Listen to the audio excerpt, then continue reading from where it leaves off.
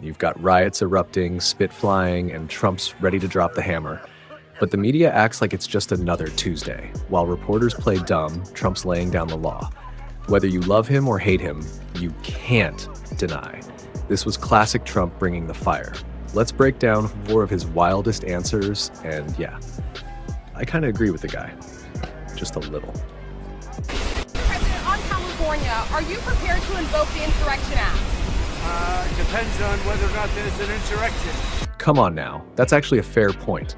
The media acts like the guy's about to send in tanks just because someone flipped a trash can. Look, you want the president to just sit around while cities burn? If it turns into an insurrection, then duh, of course he's gotta act. He's not pulling the trigger for no reason. You know what would happen if Biden said that?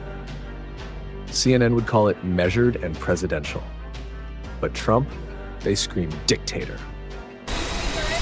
No, but you have violent people, and we're not going to let them get away with it. Mr. President, do you think if Democrats continue to side with illegal aliens over law enforcement, that they'll ever be able to win a national election again? I love this guy. I think that is a great... Who are you with? Breitbart News.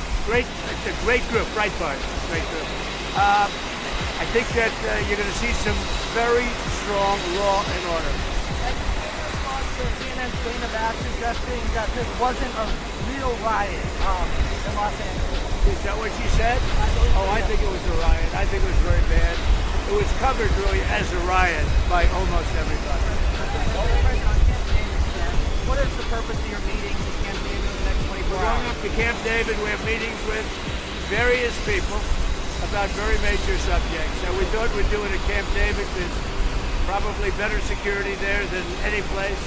We'll be meeting with a lot of people, including generals, as you know, and admirals. No. So we'll be meeting with military people and others. And will there be any foreign visitors at Camp David? Even if you don't plan to invoke the Insurrection Act, do you plan to send troops to Los Angeles? What? Even if you're not planning to invoke the Insurrection Act, you still plan to send troops? Well, we're going to have troops everywhere. We're not going to let this happen to our country. We're not going to let our country be torn apart like it was under Biden and his auto pen.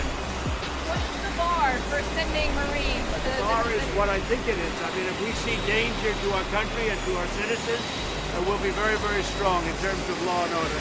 It's about law and order. Sending active troops on the table, sir. Secretary Hexum. We're going to see what we need. We'll send whatever we need to make sure there's law and order. Do you foresee those protests spreading to other cities, Chicago, New York, for example, in the next few days? We're going to be watching it very closely. And when they spit at people, you know, they spit. That's their new thing. They spit, and worse, you know what they throw at them, right? And when that happens, I have a little statement. They say, they spit, we hit. And I told them, nobody's going to spit on our police officers. Nobody's going to spit on our military, which they do as a common thing. They get up to them this far away and then they start spitting in their face. That happens, they get hit very hard. All right, I nearly spit out my drink when Trump said, they spit, we hit. Yo, that's not presidential, that's WWE smack talk. But honestly, let's get real. Spitting in a cop's face, that's not protest, that's assault. People out here acting like they can do whatever and then cry foul when the law responds. It's basic respect. You spit on a cop, and yeah, there should be consequences. Trump might be blunt, but he ain't wrong on this one. What are the rules of engagement for federal troops? We'll see what happens.